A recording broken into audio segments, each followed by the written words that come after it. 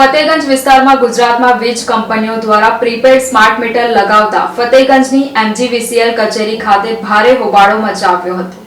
ગુજરાતમાં વીજ કંપનીઓ દ્વારા પ્રીપેડ સ્માર્ટ મીટર મૂકવામાં આવી રહ્યા છે, જેમાં ગ્રાહકોએ અગાઉથી જરૂરિયાત મુજબ મીટર ચાર્જ કરાવવા પડે છે। સરકારની માલિકીની એમજીવીસીએલ દ્વારા વડોદરા સહિત મધ્ય ગુજરાતના વિવિધ શહેરોમાં પ્રીપેડ સ્માર્ટ મીટર લગાવવાની શરૂઆત કરવામાં આવી છે, જેમાં વડોદરાના પશ્ચિમ વિસ્તારના વિવિધ વિસ્તારોમાં પ્રીપેડ સ્માર્ટ મીટર લગાવવામાં આવી રહ્યા છે। ત્યારે ફતેગંજ ખાતે મીટરો લગાવવામાં આવ્યા હતા, જે મીટરો દ્વારા વધુ બિલ આવ્યા હોવાનો રહીશોએ આક્ષેપ કરીને ફતેગંજની એમજીવીસીએલ કચેરી ખાતે ભારે હોબાળો મચાવ્યો હતો। વીજ ગ્રાહકો એવું કહી રહ્યા છે કે પ્રીપેડ સ્માર્ટ મીટરોને કારણે બિલો 3 ગણા વધી ગયા છે। રોષે ભરાયેલા ટોળાએ નવા સ્માર્ટ મીટર કાઢીને જૂના વીજ મીટર પુનઃ લગાવી આપવા માંગ કરી હતી। તમે જાણો છો એમ પાછલા ઘણા દિવસોમાં વડોદરા શહેરમાં ખાસ કરીને વહેલી સવારે અને સાંજના લોકો જે મોર્નિંગ વોક કરવા નીકળ્યા હોય છે, ત્યારે ખાસ કરીને મહિલાઓને ટાર્ગેટ બનાવીને એમના ગળામાંથી સોનાની ચેન કાઢી લેવાના ગુનાઓ બનેલા। આજથી 3-4 દિવસ પહેલાં પણ એક ગેંગ અમે પકડેલી, જેમાં પણ ઘણા ગુના સોલ્વ થયેલા, ઘરફોડના અને ચેન સ્નેચિંગ। એ જ રીતે કાલે બીજી પણ અમને એક સફળતા મળી છે। બાતમી આધારે અમને ખબર પડેલી કે 2 ઈસમો આવી રીતે ચેન સ્નેચિંગ કરવા માટે આવેલા છે।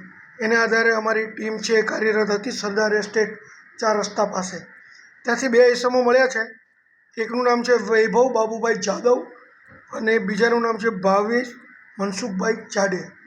આ બંને જૂનાગઢના રહેવાસી છે।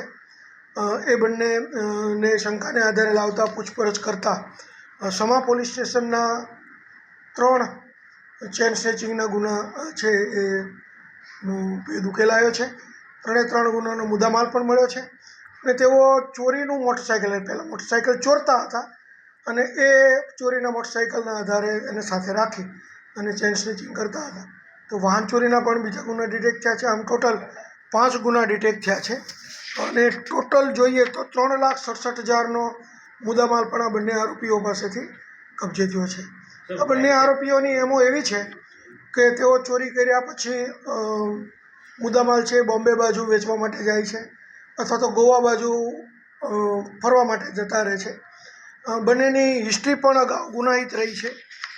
અગાઉ જે આરોપી છે એમના વિરુદ્ધમાં 15 ગુના જૂનાગઢ, રાજકોટ, સુરત વગેરેમાં દાખલ થયેલા છે અને આ જે છે એ આરોપીઓને પકડી અને સમા પોલીસ સ્ટેશન હેન્ડઓવર કરવામાં આવ્યા છે।